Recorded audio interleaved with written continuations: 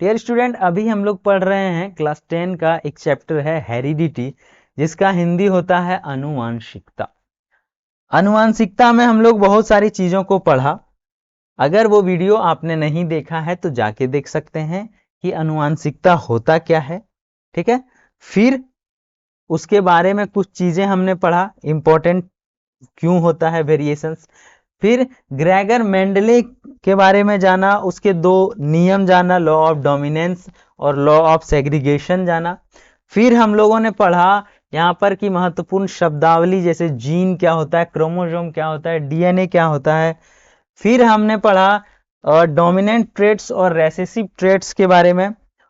फिर हमने पढ़ा यहाँ पर सेक्स डिटर्मिनेशन, कि अगर आपका बच्चा लड़का होगा या लड़की, ये कौन डिसाइड करता है, तो पिताजी डिसाइड करता है। ये सारी चीजें हम लोगों ने पढ़ा था। इस वीडियो में हम लोग पढ़ेंगे इनहेरिटेड वर्सेस एक्वायर्ड ट्रेट्स, वो गुणधर्म जो माता पिता से मिलता है और जो गुण हम लोग अर्जित करते हैं।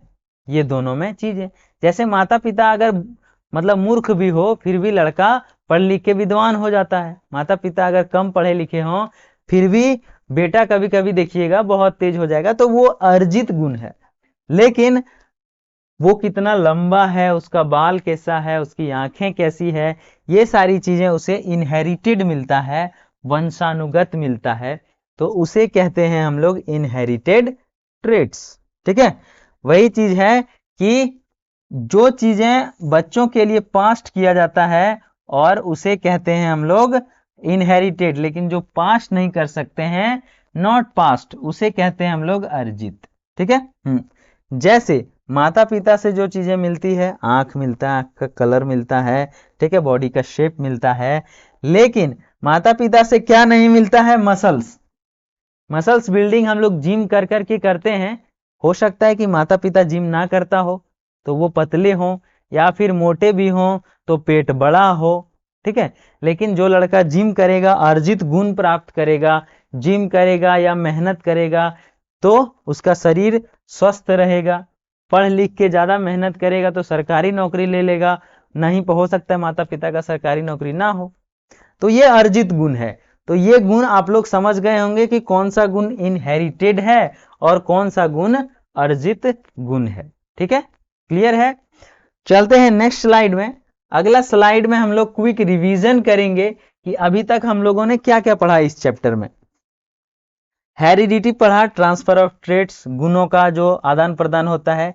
वेरिएशन पढ़ा, डिफरेंसेस, डिफरेंसेस भी हो जाते हैं, एक ही चीज और अलग अलग।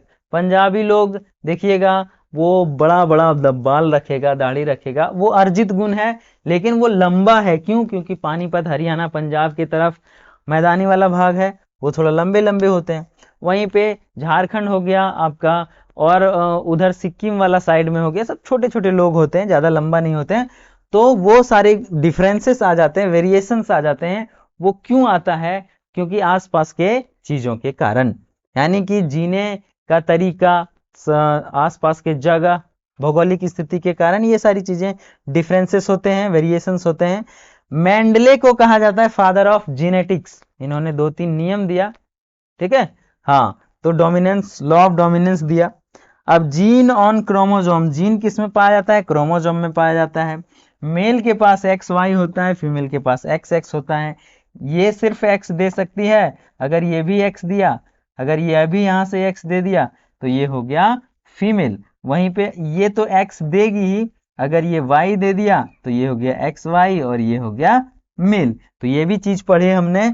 और फादर डिटरमाइंस क्या? तो उसका संतति क्या होगा।